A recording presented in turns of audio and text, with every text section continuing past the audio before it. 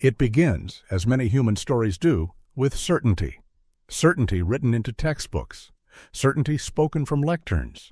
Certainty passed from one generation to the next until it feels as solid as stone. We are taught what humans could survive, what ancient people could build, what knowledge belonged only to the modern world. These lessons arrive neatly packaged, timelines straightened, mysteries resolved.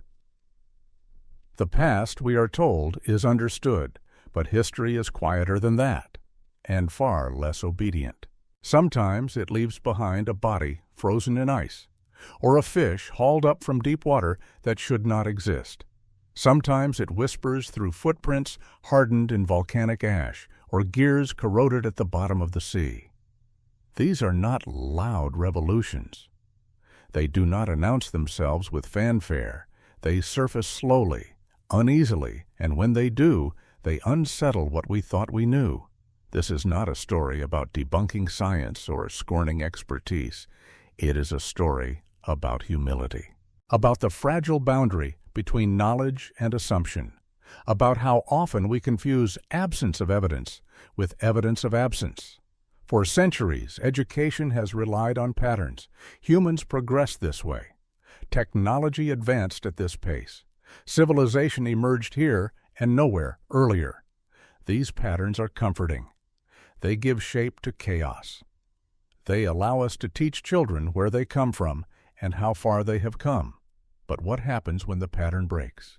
What happens when a sailor survives far longer in Arctic darkness than survival manuals allow? When a species declared extinct for millions of years appears, alive and unchanged, in the nets of fishermen? When ancient surgeons achieve success rates modern doctors once failed to match? Each discovery is small in isolation. An artifact, a skeleton, a map. But together they form a quiet chorus asking an uncomfortable question. How much of what we teach is knowledge and how much is narrative? The past does not owe us simplicity. It does not organize itself into clean chapters or convenient sequences. Human ingenuity does not move forward in a straight line. It stalls, it leaps, it vanishes and returns. Entire technologies can disappear, not because they were impossible, but because the people who knew them were lost to time. There is something deeply human in this pattern.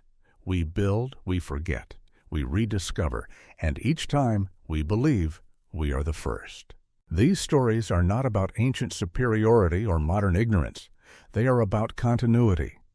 The idea that intelligence, creativity, and resilience are not modern inventions. They belong to us all across time. A hunter-gatherer carving stone under a rising sun possessed the same curiosity as a scientist peering into a microscope.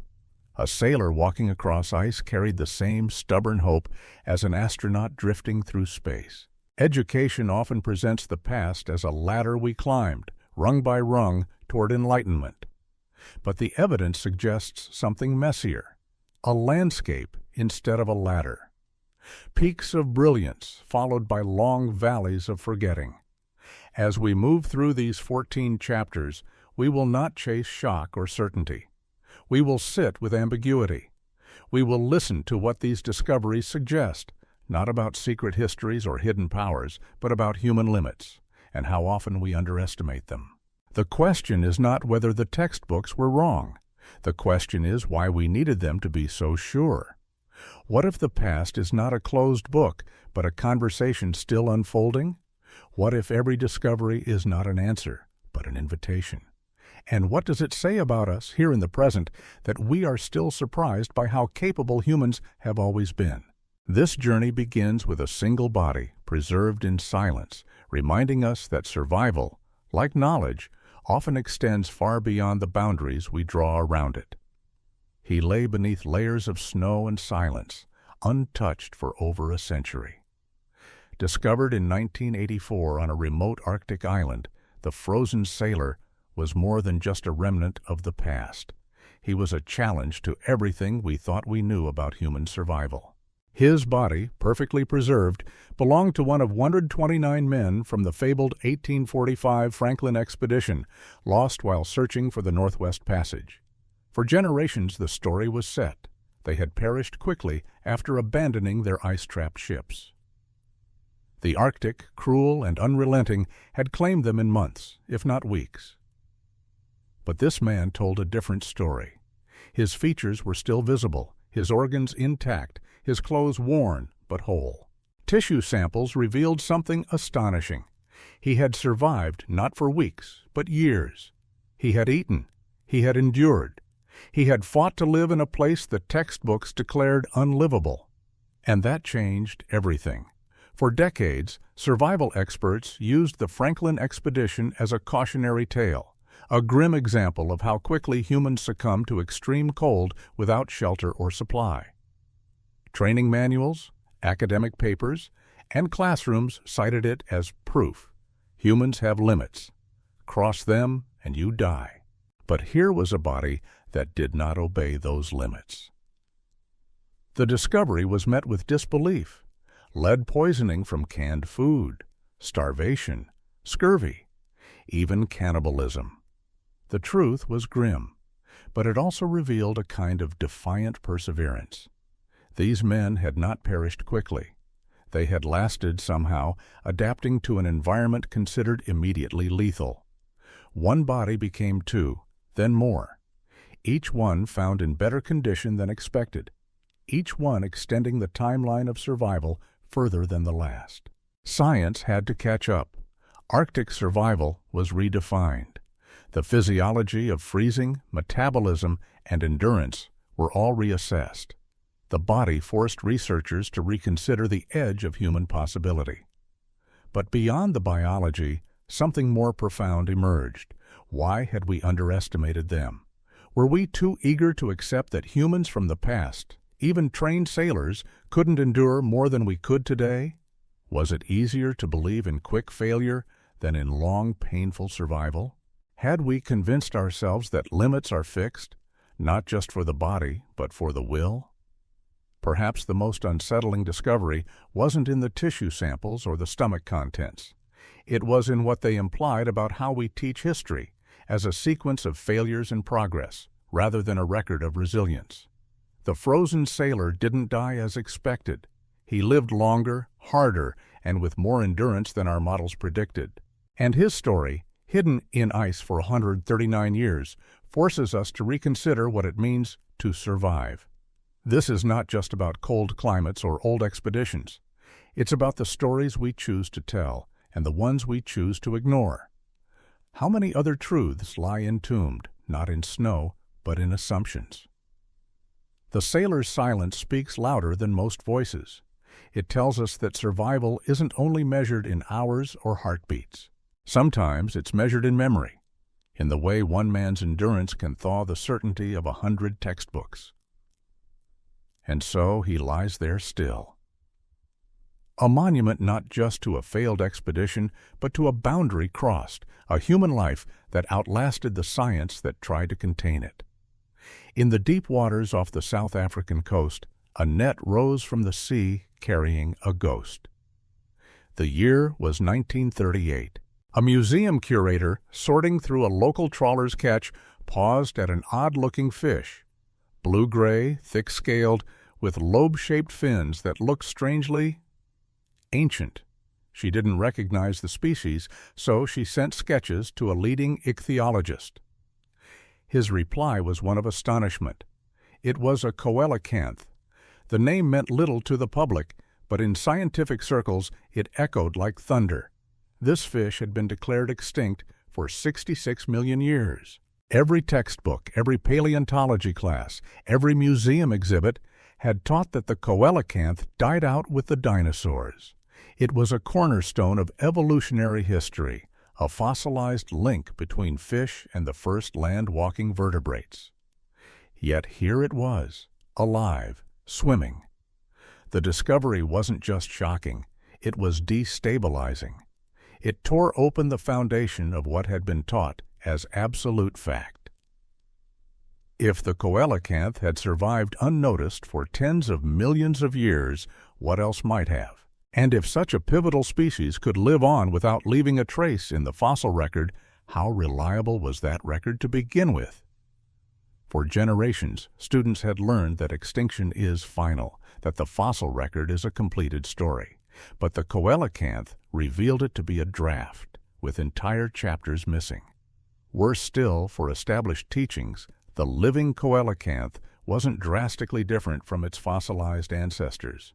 It hadn't evolved much.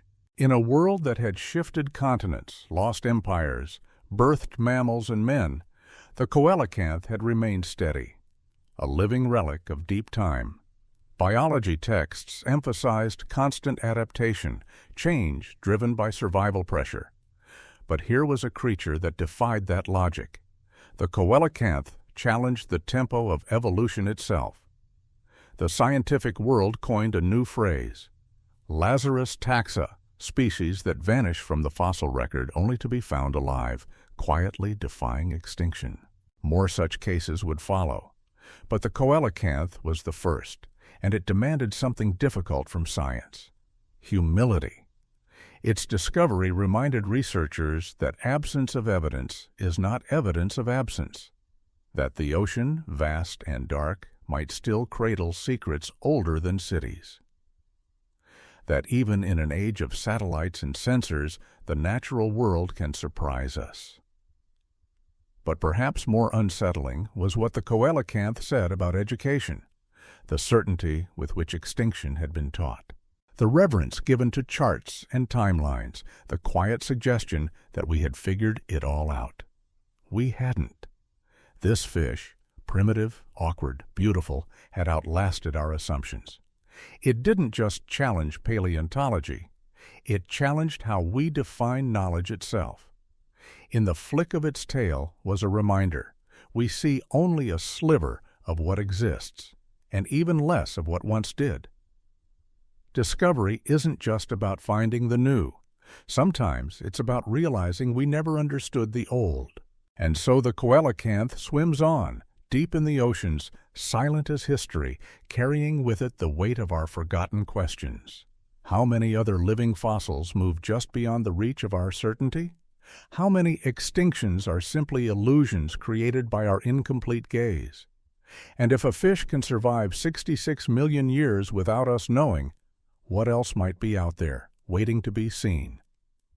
The ash was ancient, yet it held the imprint of something startlingly familiar: a footfall. In 1976, in the arid plains of Tanzania, a team of paleontologists uncovered a trail of human-like footprints preserved in volcanic ash. The site, known as Laetoli, quickly drew attention, not just for its age, 3.6 million years, but for the way the footprints walked across time. They weren't primitive, they weren't uncertain, they were modern.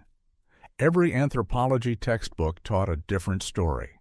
According to the established evolutionary timeline, our distant ancestors at that time, specifically Australopithecus afarensis, still walked awkwardly with feet adapted for climbing trees, not for confident, upright striding. Their toes should have been splayed, their gait hunched, transitional. But these prints said otherwise: heel to toe. Defined arches, no divergence of the big toe. The trail looked like it had been left by someone walking barefoot on a beach, not by an early hominin clambering down from the trees. The implications were immediate and unnerving.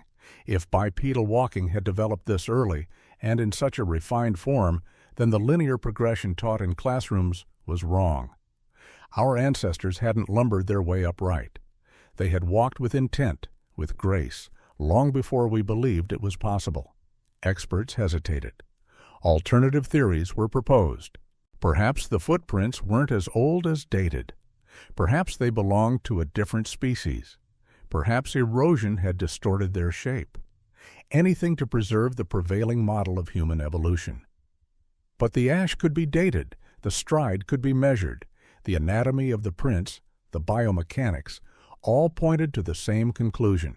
Someone had walked through that ash like we do now, millions of years before we thought such walking was possible. The reaction among academics was telling. Many resisted not because the evidence was unclear, but because the narrative had been too comfortable. Evolution, as it was taught, moved in tidy stages. From tree-dwellers to knuckle-walkers to upright humans, each step clearly defined. But the Laetoli prints erased the middle. They suggested that upright walking, and with it, a different kind of consciousness, a different kind of presence in the world, had emerged far earlier than expected. And so the textbooks were rewritten. Quietly, hesitantly. A new asterisk was added to the story of human evolution. A note that our ancestors may have stood tall before we ever imagined they could. But the deeper question lingers. Why were we so certain they couldn't? There's a tendency to imagine the past as dim, filled with grunts and crude tools, with minds that barely resembled ours. But each new discovery, each unexpected footprint, suggests something more complicated. Maybe the climb from beast to human wasn't a slow ascent, but a series of forgotten leaps. Maybe the real mystery isn't how we learn to walk upright, but how we keep forgetting that we once did. The footprints in Laetoli are more than just impressions in ash. They're a message across epochs saying, we were here, we walked, we lived. And for those willing to listen, they ask something quieter, more profound. What if the story of our beginnings is not a ladder we climbed, but a trail we've partially erased, one that occasionally reappears in ancient ash, asking us to look again? And if our ancestors stood taller than we thought, what else have we underestimated? The canyon was quiet, shielded by towering cliffs and forgotten by time. It was 1994, and a park ranger in Australia wandered into a hidden grove in Wollemi National Park. And there, nestled among the eucalyptus and sandstone, stood something no one should have seen. Tall trees with dark, fern-like foliage, their bark like bubbling chocolate. Their presence, impossible. They were Wollemi pines. For 2 million years, these trees were thought extinct. Their only record, fossilized impressions studied in paleobotany classes, museum displays, and scientific papers. They were symbols of ancient flora, majestic, but long gone. Students memorized their disappearance as part of a larger tale: climate change, extinction, the turnover of species over deep time. But now, 100 of them stood in silence, alive. The ranger's discovery sent a ripple through the scientific community. First disbelief, then testing. DNA confirmed the truth. These weren't close relatives or similar species. They were the Wollemi pine, genetically identical to the fossils. The same tree that was supposed to have vanished before humans ever walked the earth. The implications were staggering. How could a species so distinctive, so well documented in fossil form, survive undetected for millions of years, especially in a national park, not some uncharted jungle? And if these trees had endured for so long, hidden in plain sight, what else might have? The discovery shattered assumptions about extinction. It challenged the idea that the fossil record was a complete accounting of what once lived and what no longer does. It raised an uncomfortable question: how many species are declared extinct simply because we've stopped looking? The Wollemi pine wasn't obscure. Its fossils were well known. It featured in textbooks as a cautionary tale of prehistoric loss. But its living presence turned that tale inside out. It also raised another question, one about human oversight. The trees had survived not just geological epochs, but centuries of human exploration, colonization, scientific mapping, and yet no one had noticed. They had quietly outlasted empires. The survival of the Wollemi pine became more than just a botanical curiosity. It became a metaphor for resilience, for mystery, for the blind spots in our knowledge. It reminded us that extinction, like knowledge, is often declared too quickly, that we mistake silence for absence and mystery for myth. The Wollemi Grove was quickly protected. its exact location kept secret. Conservationists feared human interference more than natural disaster. These trees had endured ice ages and droughts, but they might not survive curiosity. As researchers studied them, they marveled at their stability. The species had changed little over millions of years. It had found a way to thrive without needing to evolve much. It had waited patiently while the world around it changed. In a world that teaches us progress is constant, that change is necessary for survival, the Wollemi pine stood as elegant contradiction. Not all life rushes forward.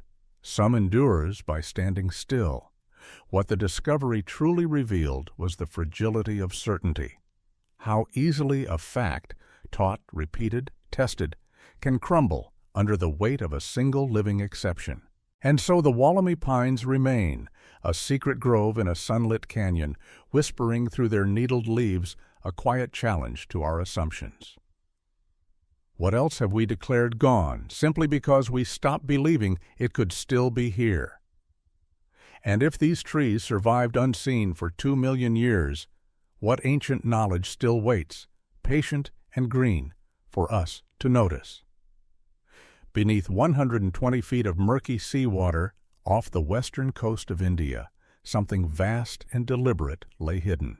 In the year 2000, marine archaeologists scanning the Gulf of Kambat detected strange geometric formations on the ocean floor.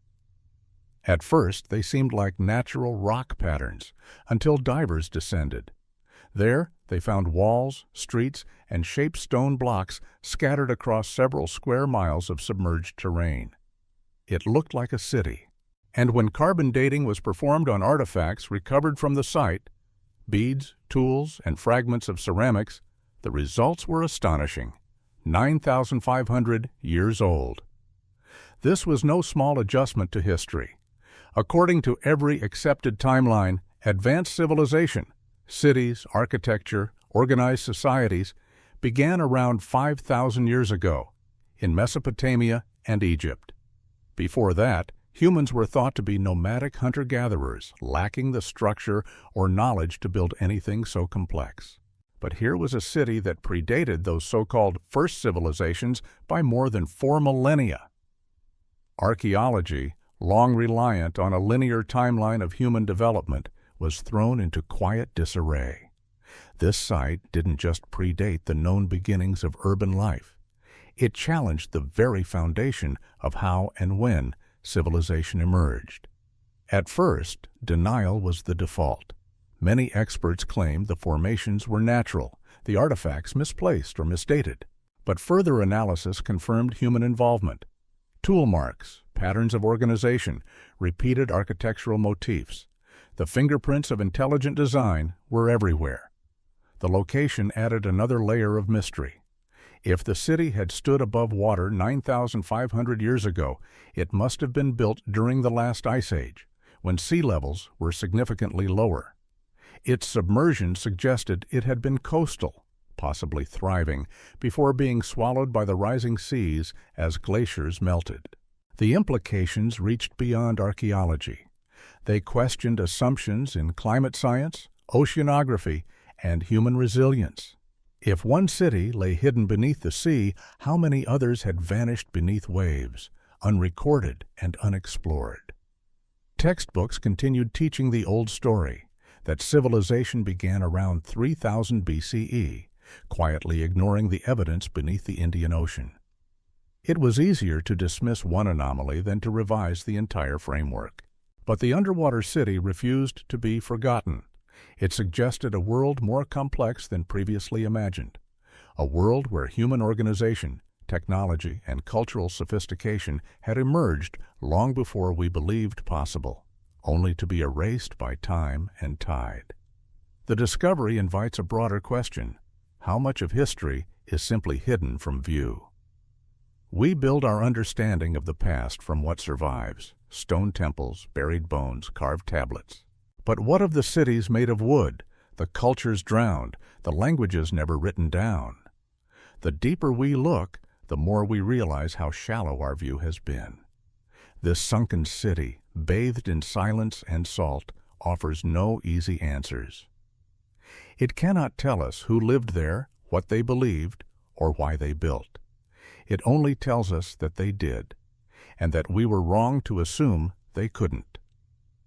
It reminds us that time does not erase truth. It only buries it. And in that burial lies a haunting invitation. How many histories sleep beneath the waves? How many beginnings have we overlooked simply because they ended before we were ready to remember them? In the dry highlands of Peru, the wind sweeps through ancient burial grounds, carrying whispers from a civilization that defied expectations. In 2013, archaeologists excavating a 30,000-year-old site uncovered human skulls with strange and precise openings, holes bored directly into the cranium, smooth-edged and symmetrical. These were not wounds of violence. They were surgeries. Trepanning, the ancient practice of drilling into the skull, believed by many to be a crude or ritualistic act, often associated with mysticism or desperation. But these skulls told a different story. They bore signs of survival, bone regrowth around the edges, indicating the patients had lived for years after the procedure. What shocked modern researchers wasn't just that these surgeries occurred so long ago, it was that over 80% of the patients survived. That's a success rate higher than similar procedures performed during the American Civil War, nearly 3,000 years later. Medical textbooks had long dismissed ancient medicine as primitive, a blend of superstition and trial, largely fatal. Students learned that real surgical technique, infection control, and anatomical understanding didn't emerge until the 19th century. The Peruvian skulls shattered that timeline. The holes were made with precision. The surgeons had avoided areas of the skull that would cause catastrophic bleeding or neurological damage. The cuts were clean, performed with tools that rivaled modern scalpels in effectiveness. In some cases, the same individual had undergone multiple trepanations, suggesting not only survival, but a willingness to return for treatment. Perhaps most remarkable was the low rate of infection. Long before germ theory, antibiotics, or sterile operating rooms, these ancient healers had found ways to prevent deadly contamination. Evidence suggests they used substances with natural antimicrobial properties, herbs and resins known only through observation and passed down knowledge. Modern doctors were stunned. How had these ancient surgeons achieved what even 19th century physicians could not? The discovery forced a reckoning. For centuries, the story of medicine has been told as one of linear progress, from dark ages to enlightenment, from guesswork to precision. But the Peruvian skulls disrupted that narrative. They hinted at a different rhythm, knowledge gained, lost, and rediscovered. Ancient medicine wasn't simply blind fumbling. It was, in many ways, empirical, built through generations of trial and observation, and in some areas, like neurosurgery, it may have reached heights unmatched until modern times. The implications go beyond medicine. They speak to how we view the past. There is a persistent bias, subtle but insistent, that ancient people were less capable, less intelligent, less human than we are, that they stumbled forward until we arrived to show the way. But these skulls, etched with evidence of skill and survival, say otherwise. They remind us that intelligence is not confined to the present. That capability is not defined by our current technologies, that the desire to heal, to understand the body, to preserve life, these are ancient, enduring, and profoundly human. In the quiet of the Andean highlands, the bones whisper a story science nearly forgot, a story of hands steady with purpose, of knowledge passed from healer to healer, of lives saved in a time we call primitive. And they leave us with a question that cuts deeper than bone. What else have we forgotten to remember? And how many other moments of brilliance lie buried, dismissed, not for lack of evidence, but for lack of belief? The pillars rose like giants from the earth, carved stone, T-shaped and towering, etched with images of animals now long gone. In 2007, archaeologists working in southeastern Turkey stood in awe before the megalithic circles of Gobekli Tepe. The site was massive. Monuments more than twice the age of Stonehenge. 11,500 years old. And that was the problem. According to everything taught in anthropology and archaeology, humans at that time were supposed to be primitive, hunter-gatherers, nomads without agriculture, architecture, or organized religion. Civilization, as textbooks proclaimed, began much later, around 5,000 years ago, after farming gave rise to permanent settlements. But Gobekli Tepe inverted the sequence. Here was architecture before agriculture, monumental construction before villages, symbolic art and coordinated labor before the supposed birth of civilization. The site wasn't just old, it was sophisticated. Enormous stones, some weighing over 20 tons, had been quarried, moved, and set with remarkable precision. Intricate carvings of birds, foxes, and lions adorned the surfaces. The placement of the pillars in circular enclosures suggested ritual, cosmology, meaning. And all of this was done by people who, according to academic consensus, shouldn't have been capable of such work. At first, disbelief echoed through the scholarly world. The dating must be wrong. The structures misinterpreted. Some suggested the builders must have had agriculture, despite no evidence of crops or domesticated animals. But layer after layer of excavation confirmed the truth. These were hunter-gatherers, and they had built temples. The implications were profound. The established timeline taught that humans settled first, then farmed, then built temples and cities. Gobekli Tepe suggested the opposite, that the desire to gather, to construct sacred space, may have driven the need for agriculture, that perhaps civilization began not with the plow, but with the altar. It wasn't just the physical feat that shocked researchers. It was what it meant about human cognition, symbolic thought, social cooperation, shared belief. People who were supposed to be focused on survival, chasing herds, foraging roots, had somehow come together to build something enduring, not for shelter, not for food, but for meaning. This rewrote the story of human development. And yet, the site had remained buried for thousands of years, intentionally. Long after its use, it was filled in with earth and debris, as if those who built it had wanted it forgotten. That mystery only deepened the enigma. What prompted its burial? What beliefs animated its builders? What rituals unfolded beneath those carved eyes and stone lions? Gobekli Tepe asks us to consider a version of humanity that defies our assumptions. It shows us that complexity of thought, of society, of spirit does not wait for cities. It can rise in the wilderness among people we once imagined as simple. The site challenges the arrogance of modernity.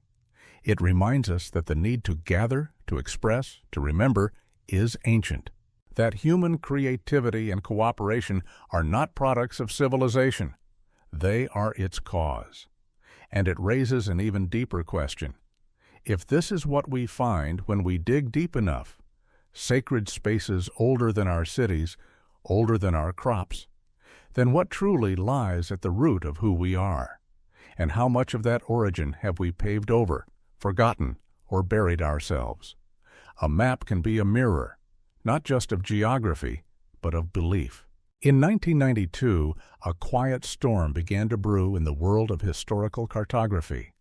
Researchers studying a collection of medieval maps stumbled upon something perplexing. Several of them, drawn centuries before Antarctica's official discovery in 1820, appeared to depict the southern continent, not just its general outline, but its coastlines. Even more unsettling, they matched not the current icy shape of Antarctica, but the subglacial landmass hidden beneath miles of ice, features that modern science only confirmed using radar and seismic surveys in the mid-20th century.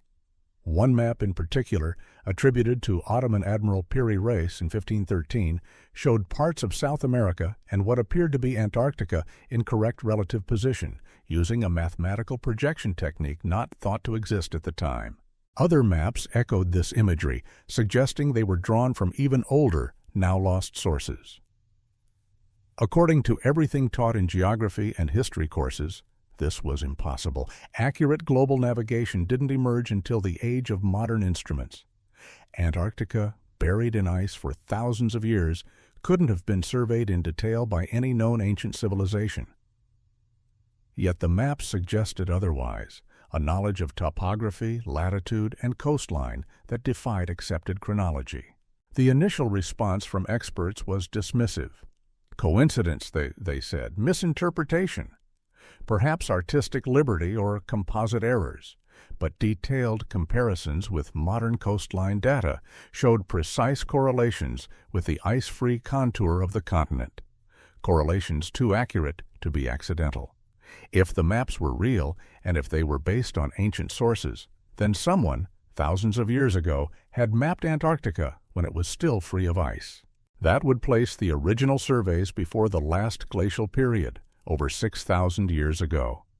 Such a claim would imply that early human civilizations possessed maritime technology, mathematical knowledge, and cartographic skill on par with, or exceeding, Renaissance explorers.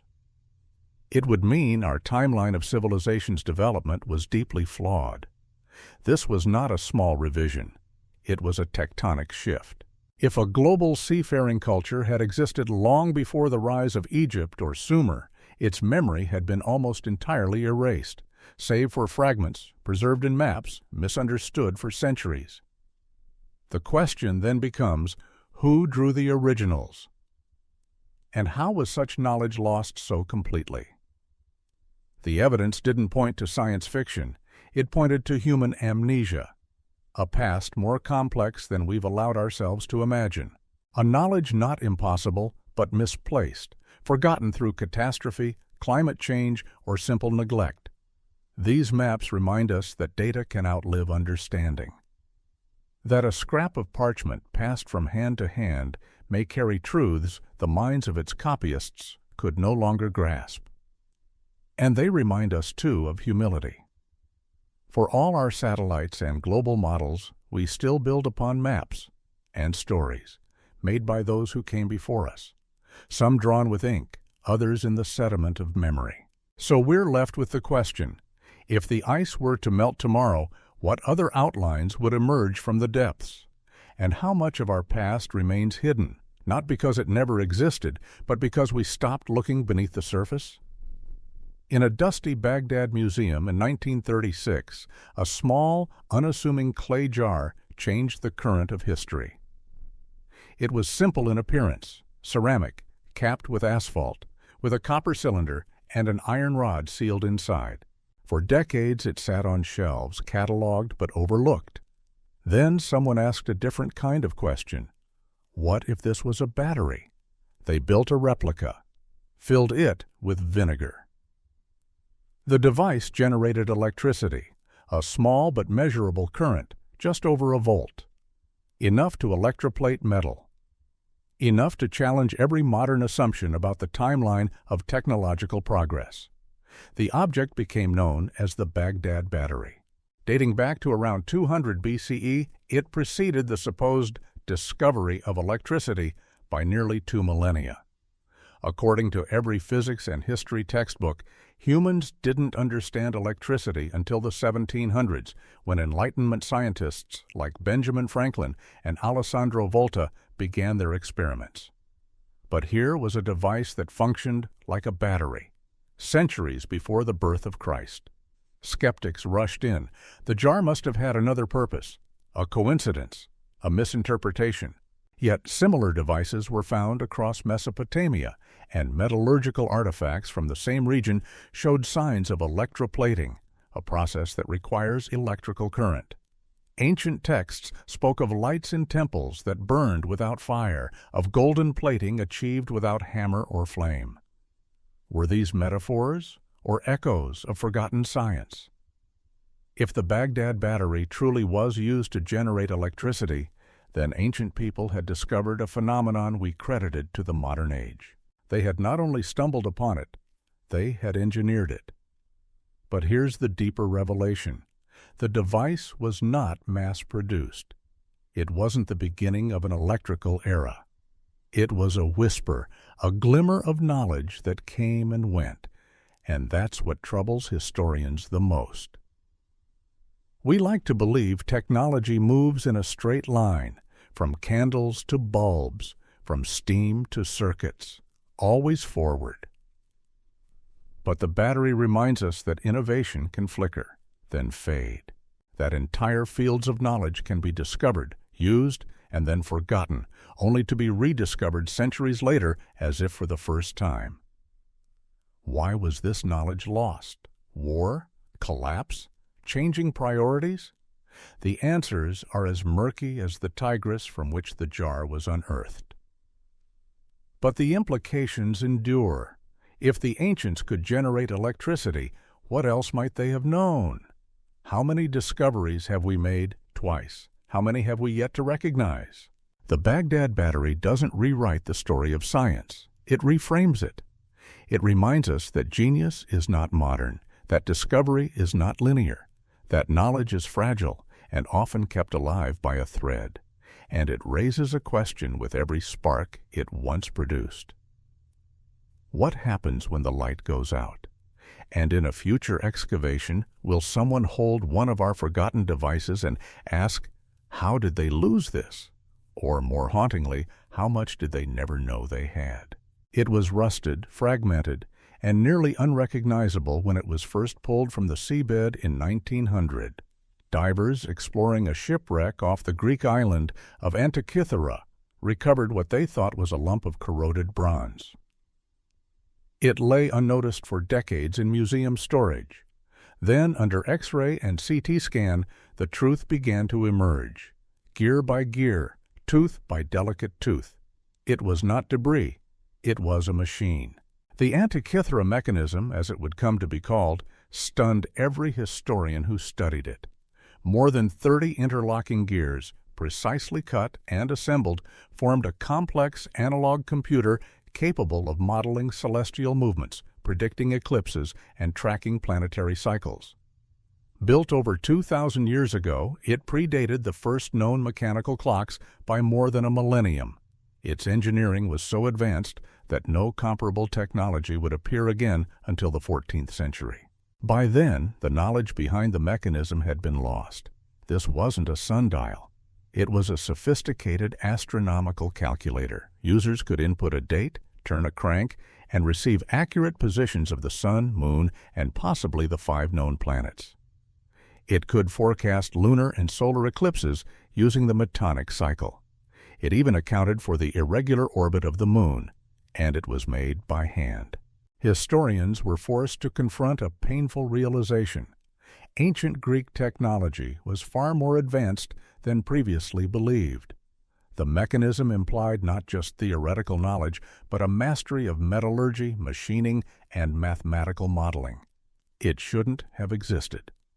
Textbooks had long taught that geared mechanisms of this complexity began in Renaissance Europe, that ancient people lacked the precision tools to craft fine gear teeth, or the theoretical framework to model the heavens with such accuracy. But the Antikythera mechanism proved otherwise, and it posed a deeper mystery. Where did this knowledge come from, and where did it go? There is no record of similar devices from the ancient world, no mention in surviving Greek engineering texts. The mechanism seemed to appear out of nowhere, fully formed, and then vanish. Was it unique? Or simply one of many, destroyed or melted down over the centuries? That's what makes it so haunting.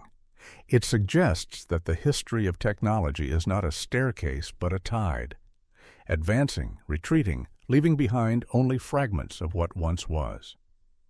The mechanism survived by accident. Had it not gone down with a Roman ship and been preserved in the deep, we might never have known such engineering had existed. It challenges us to reconsider what progress really means. That perhaps our ancestors were not less capable, just differently equipped.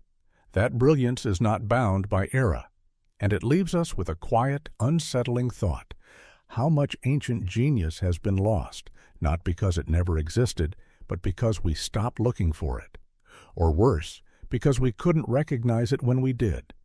The landscape was barren, a windswept plateau in southeastern Turkey, but beneath its dry soil, the past had left something extraordinary. In 2007, at a site called Gobekli Tepe, archaeologists uncovered the remnants of a vast and mysterious temple complex.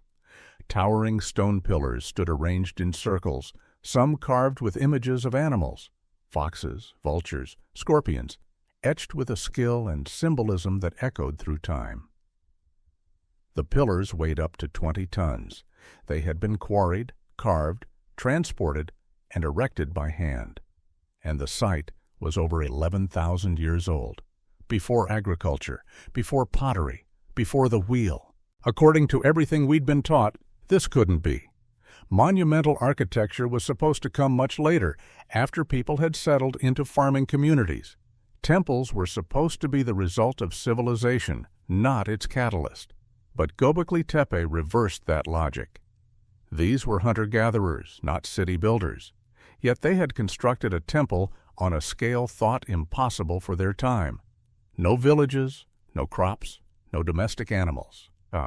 Just vision, organization, and the drive to make something that would last. It forced a complete rethinking of how civilization began. Perhaps people didn't settle and then build temples. Perhaps it was the other way around.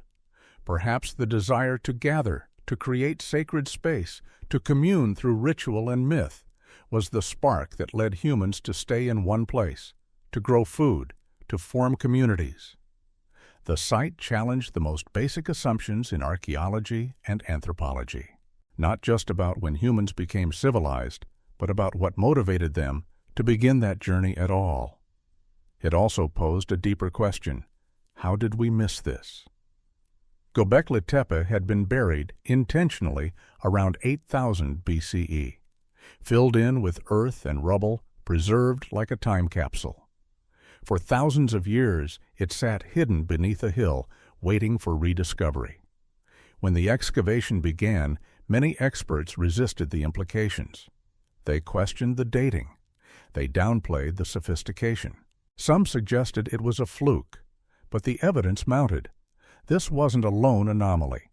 It was a signal flare from a forgotten chapter of human history. A chapter in which people, long before the rise of cities, were already storytellers, engineers, astronomers, and artists.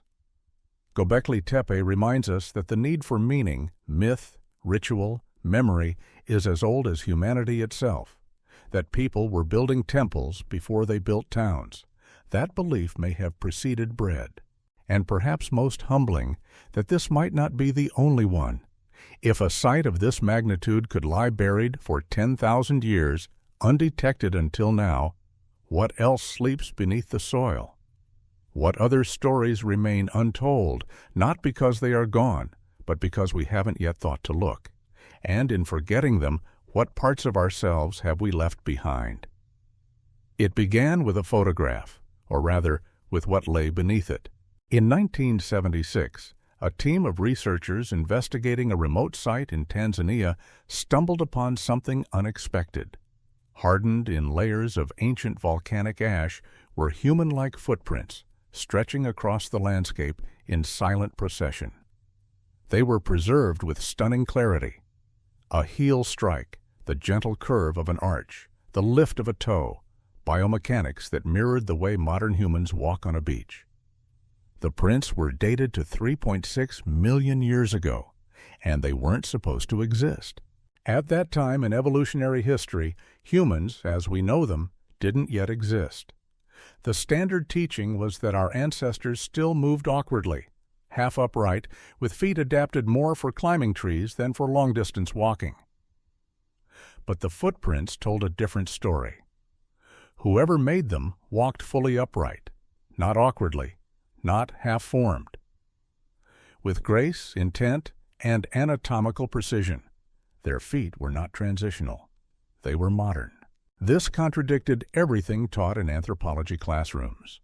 Students were shown neat diagrams tracing a slow, linear evolution from ape to human. Bent knees straightened, feet flattened, toes aligned. It was a gradual climb, marked step by step across millennia. But these footprints leapt across that timeline. At first, scientists resisted. They questioned the dating. They proposed alternative explanations. Perhaps erosion had warped the prints. Perhaps they weren't human at all. But the evidence was clear, and it didn't go away. The volcanic ash could be precisely dated. The footprints were real, and their implications were profound. They forced scholars to reconsider the story of human evolution, not as a steady ascent, but as a puzzle with missing pieces and unexpected turns. The idea that walking upright, a key marker of humanity, emerged earlier and more completely than believed, began to take hold. But the deeper issue was one of certainty. Why had the original narrative been accepted with such confidence? Why had the diagrams and timelines been taught not as evolving theories, but as settled fact? The Laetoli footprints became a symbol, not just of ancient movement, but of modern humility. They reminded us that even our most confident stories about the past are built on fragments, that what we see as truth is often just the best guess of the moment. And yet, the prints are more than contradiction. They are evidence of life, of a moment captured forever, a being walking across soft ash, perhaps with others, leaving behind not tools or bones, but motion, a trace of will. They say, "We were here," and in their silent stride they invite reflection. How many other truths lie just beneath the surface, waiting for us to step carefully, to see clearly, to believe differently? And what does it mean that our oldest surviving gesture, older than language, older than fire, is a footprint?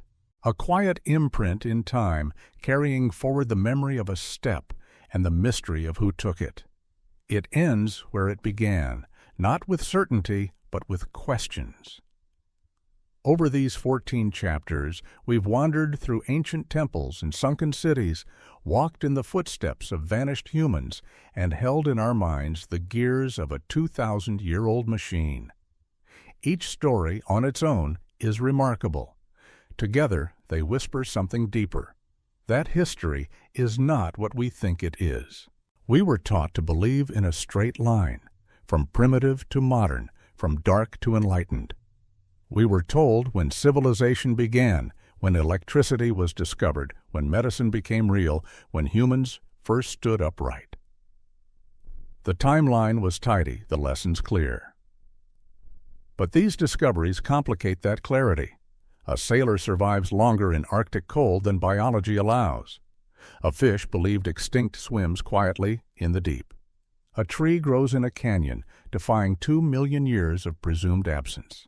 Skulls tell of surgeons who knew how to heal before germ theory had a name. Maps preserve outlines of lands long before they were discovered. Batteries hum faintly beneath centuries of silence. Machines built by ancient hands model the stars with a precision we forgot, then found again. The message is not that the textbooks lied. It's that they simplified. They filled gaps with assumptions. They turned theories into timelines. And in doing so, they forgot the human element, the capacity for ingenuity, resilience, and complexity in every age. The past, it turns out, is not a ladder we climbed. Chamash. It is a landscape we've barely begun to map. It is filled with peaks of knowledge lost and valleys of memory erased. Civilizations rose, stumbled, and left behind traces that refuse to fit into the boxes we've built for them. The further back we look, the more we find echoes of ourselves, thinking, dreaming, creating in ways we once believed were uniquely modern. And if these stories teach us anything, it is that we should approach history not with arrogance, but with wonder. Because buried beneath the surface, in silt, in ash, in bone, and bronze, are reminders that humans have always been more capable than we give them credit for, that progress is not always forward. And that knowledge, once lost, must be rediscovered again and again. So where do we go from here? Perhaps the task is not to rewrite the past as conspiracy or fantasy, but to remember it as possibility. To accept that much of what we know is provisional, that every discovery is an invitation, not a conclusion. And in that humility there is hope. Because if the ancients could build machines, chart the stars, survive the unthinkable, then perhaps our own future too is less about invention than remembrance, less about forging new truths, and more about learning how to listen, to the quiet hum beneath the earth, to the stories the sea still holds, to the footprints we've not yet noticed, and to the timeless question that lingers through every age: what have we forgotten? And who in the past or future will help us remember?